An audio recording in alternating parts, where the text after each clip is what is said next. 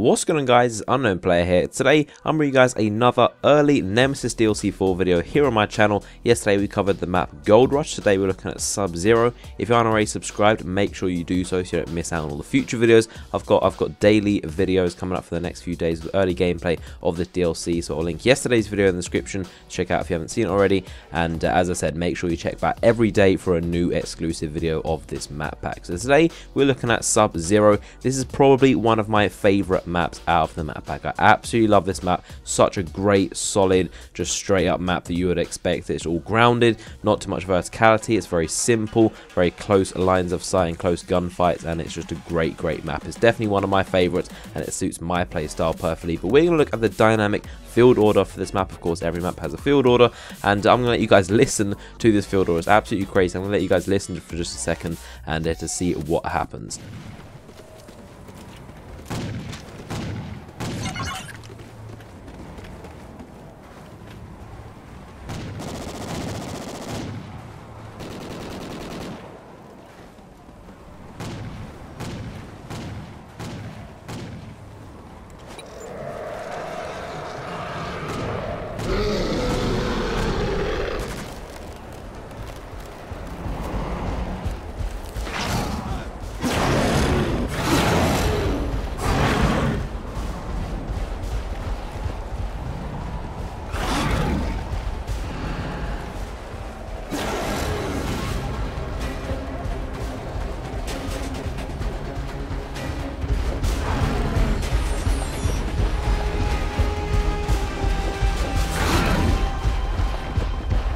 So what you just saw there was the Beast, or the Beast Caller field order, and it's absolutely crazy. We all gathered around, and I was the one who got to call it in, and so we could see exactly what happened. And essentially what it is, I believe it's supposed to represent kind of like the Yeti, or like this mystical kind of like Yeti spirit monster thing, and I think that's what it's supposed to be. And when you call it in, this mist, this kind of fog rolls over, so you can't see anything pretty much, and then a bunch of these beasts come in. You can see their red glowing eyes and these kind of spirit kind of like orbs around them, and they come in and they basically just eat people, and you can hear the sounds of them. They sound completely terrifying, and you can also hear the stomping of them walking around, and it's completely crazy. So that is what happens. Absolutely terrifying. If you're on this map and those call in, make sure you kind of like watch out for them, because they will definitely destroy you very quickly. And so that is a crazy field order for this map. But anyway, onto the gameplay. We've got some domination right here, and as I said, I just love this map so much. It's very action packed, and it's just, as I said, it's a very simple map. There's not too much kind of obscure,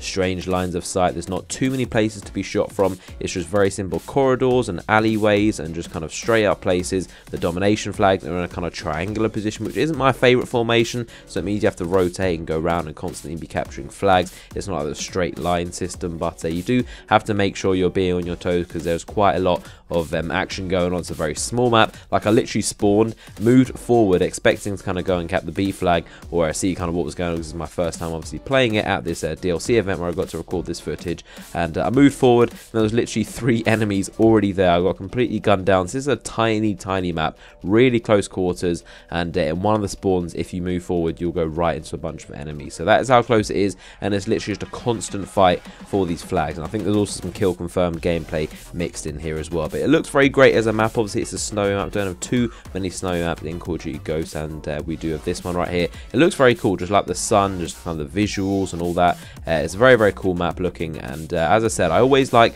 very simple maps that are just straightforward, not too many lines of sight to be shot from, just like random places that don't really kind of like put you in the middle of the map. Obviously you do need to patrol the outskirts. That's just like a general Call of Duty tip for kind of anything really. You always want to stick around the outskirts and kind of like look in, so there's kind of limiting where you can be shot from. And in terms of weapons, I would definitely recommend kind of either, whichever you prefer out of the SMG or the assault rifle. I was using a Vexor for one of them and Remington for one of the other games, and they both seem to work out pretty well for me. This is kind of a map that you can do both. If you want to stick around the kind of longer lines of sight, you can definitely pick off some SMG players, will be at a disadvantage. And then if you use an SMG, you can also stick around the indoors kind of areas, because there's a lot more close quarters action that happens in there. You probably won't do too well with an assault rifle, but this is kind of like a highlights mix up of my gameplay. Obviously I was playing against other kind of YouTubers and Activision employees, so they were pretty good at the game, and you'll see a lot of crazy action going on, a lot of triple feeds, lots of randoms spawns that happen. It's just in general a crazy match. I think I managed to drop 40 kills in the domination side, maybe 50, I'm not too sure about that, but it was a definitely crazy game,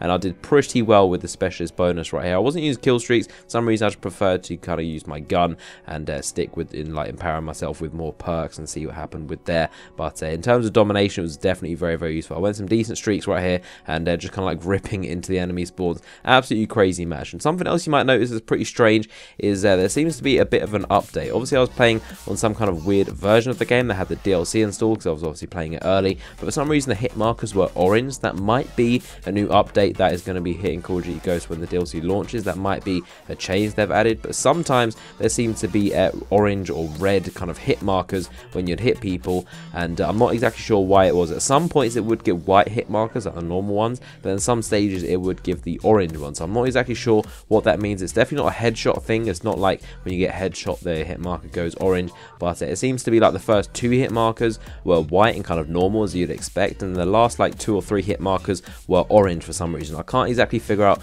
why that was, and I'm sure it will be figured out pretty soon, or it might just be a LAN thing. It might just been a random thing that was in the version I was playing. And also another update that was pretty cool is with the oracles. The enemy teams are rocking oracles, and obviously the normal way the oracle works is it pulses every now and again. It will show people through walls and through surfaces, but you'll actually get a little notification, a little symbol that pops up on the bottom of your screen, which is pretty cool, and that'll actually show you when the enemy oracle is pulsing, because the oracle in itself is pretty strong. It's a very powerful streak as a support streak. It gives you a lot of power to be able to see people through walls and where anyone is, so it's pretty hard when you're on the enemy team and they're using oracles like they were. So every time it does pulse, it gives you little notifications, so it kind of lets you know that you're about to be seen and everyone can see where you are through walls. So it kind of like lets you know, because like previously you'd just be completely oblivious and you don't know when someone would see you. I remember dying a few days ago when I was 1 or 2 off a chem strike, and someone got an oracle. They saw me through a wall and they could kill me. I had no idea the oracle was up. I had no idea when it was pulsing, when they can see me.